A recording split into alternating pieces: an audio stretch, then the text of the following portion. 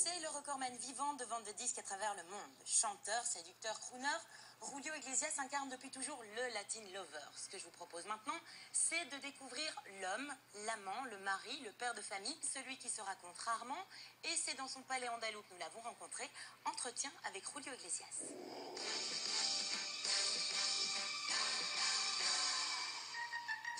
J'avais toujours la conscience que je voulais faire quelque chose public. Julio Iglesias est mondialement connu, et pour cause. En 2011, avec 2650 disques de platine et de diamants dans plus de 30 pays, c'est le chanteur vivant ayant vendu le plus d'albums dans le monde. Alors qu'il n'avait pas donné d'interview depuis 10 ans, Julio nous ouvre les portes de sa magnifique propriété andalouse où il vit avec sa petite tribu pour évoquer le douloureux drame qui a bouleversé sa vie. Je vous montre la propriété. Pour la première fois dans ma vie, j'ai fait une chose comme ça. D'ailleurs, parce que c'est une proposition que je voulais accepter, parce que je voulais pas seulement vous montrer la propriété, parler un peu de cette côté des chances que j'ai eues dans la vie. Alors qu'un brillant avenir se dessinait au Real Madrid, Julio subit un terrible accident de voiture. Son destin bascule. Jusqu'à 19 ans, j'avais une vie gay, ça veut dire j'avais toujours cet esprit positif dans la vie, sauf que je jouais au football dans une très bonne équipe. Je n'étais pas un très bon joueur, mais je jouais dans une bonne équipe, c'était le Real Madrid. C'est là que j'ai eu le grave accident qui a changé complètement ma vie. Pour Julio, tout s'écroule. J'avais l'âge de l'instinct, de la force. J'avais l'âge de 19 ans quand on a vraiment tout pour gagner. Quand j'avais vraiment... je jouais dans une bonne équipe, j'étudiais à l'université. Je ne savais pas si j'allais être un bon joueur, parce qu'on ne sait jamais ça. Mais je voulais être un bon joueur. J'étais paralysé. Et en ce moment-là, j'étais quelqu'un complètement impotent. Je n'avais pas le muscle de mes jambes, mais c'était pas... J'étais comme ça, mes jambes finies. Et tout d'un coup, je vis que ma vie, c'était la vie de quelqu'un dans une petite siège. Mais j'étais mort. C'est son père qui lui donne la force de se battre. Mon père, il m'a donné toujours cet esprit de savoir que je pouvais refaire ma vie. Tous les soirs, je fais le sport pendant 10 heures tous les jours. Je faisais n'importe quoi pour pouvoir marcher. Je me lançais sur le sol de ma maison. Comme un petit chien, je marchais quand personne ne me regardait.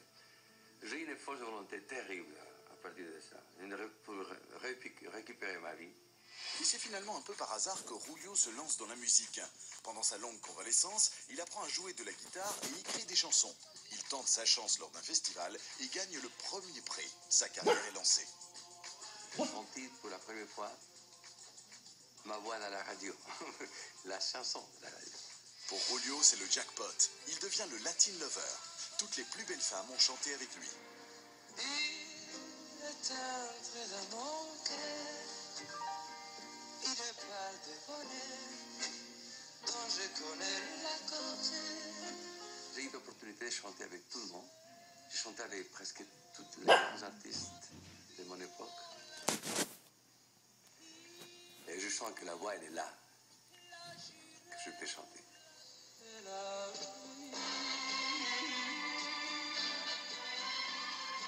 On lui prête plus de 3000 conquêtes. Moi, j'adore les femmes. Mais je ne sais pas que je les aime, je les adore. Pourquoi j'adore les femmes? D'abord parce que j'ai eu toujours cette complicité avec les femmes. Après, parce que j'ai appris beaucoup de femmes. J'ai des amours, bien sûr, comme tout le monde. Et j'ai des opportunités comme tout le monde.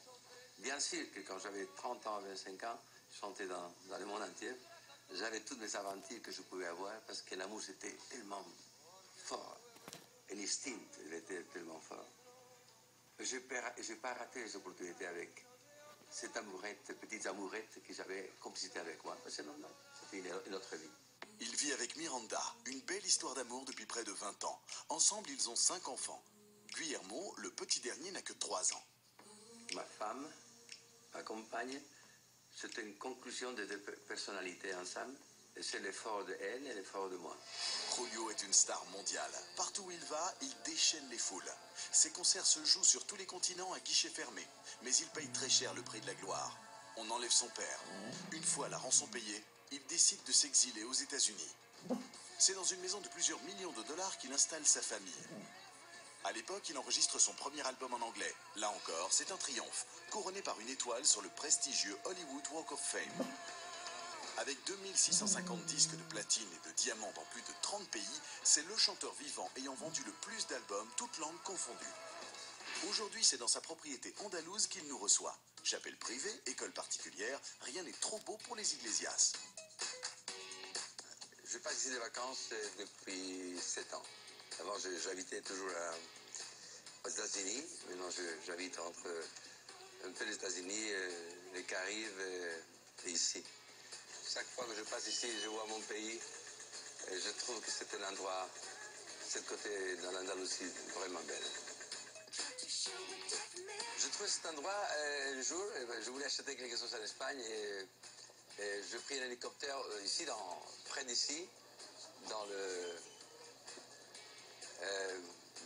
20 km d'ici. On a tourné toute la côte et voilà. C'est en toute simplicité qu'il nous ouvre les portes de son studio où il enregistre son 79e album. Quand je pense à mes enfants, je pense qu'ils sont une privilège des rêves. Il y a des gens qui disent ça. Je pense que c'est pas bon que la lumière rentre dans les yeux des enfants quand ils sont petits parce que tout le contraire. Je ne veux pas rater aucune opportunité de faire connaître à mes enfants l'immense bonheur des républiques, des gens. Peut-être qu'il y aura des gens qui vous diront tout le contraire, qui penseront je préfère être dans l'ombre, pas moi. Qu'il se rassure, entre Enrique et Julio Junior, la relève est assurée. Chez les Iglesias, le talent semble héréditaire. Enrique a déjà vendu plus de 35 millions d'albums.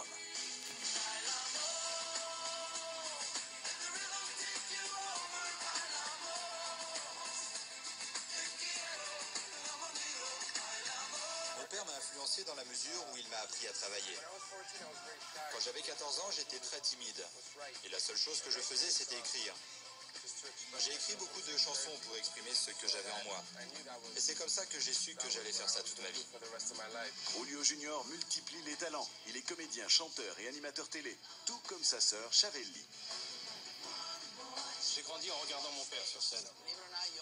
De toute façon, on est toujours influencé quand on voit son père sur scène, chantant en direct. Je l'ai beaucoup suivi sur ses tournées. Quand on est petit garçon, on veut toujours ressembler à son père. J'ai commencé à composer à l'âge de 16 ans. J'ai commencé à jouer de la guitare et de plusieurs autres instruments. Quant aux petits derniers, ils ne quittent jamais leur père et le suivent dans ses moindres déplacements. Très angoissé qu'il arrive un nouveau drame à sa famille, Julio a engagé plusieurs gardes du corps pour veiller sur sa tribu. Mais il a les moyens. Sa fortune est estimée à 500 millions d'euros. Ne voyageant qu'avec son jet privé, il est bien souvent amené à faire plusieurs fois le tour du monde par an. Mais pour Julio, ce qui compte encore et toujours, c'est la scène. Pour conserver son physique, il fait 2 heures de natation par jour. Je donne beaucoup plus qu'avant. Et je reçois beaucoup plus, non plus qu'avant. Et surtout, je suis beaucoup plus conscient de que ce que je reçois, il faut les redonner. Et je voudrais offrir encore beaucoup. J'essaye de ne pas perdre ce côté incroyable de la popularité en faisant des choses peut-être beaucoup plus difficiles qu'avant pour moi. Je fais ça parce que sinon, je meurs. C'est très, très facile, la conclusion.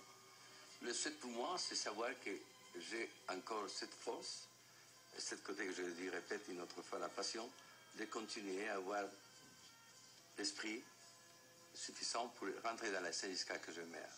Ça, c'est pour moi, sans doute, la chose plus importante de la vie. Savoir que je ne vais pas perdre cette envie terrible d'être avec mon public jusqu'à la fin.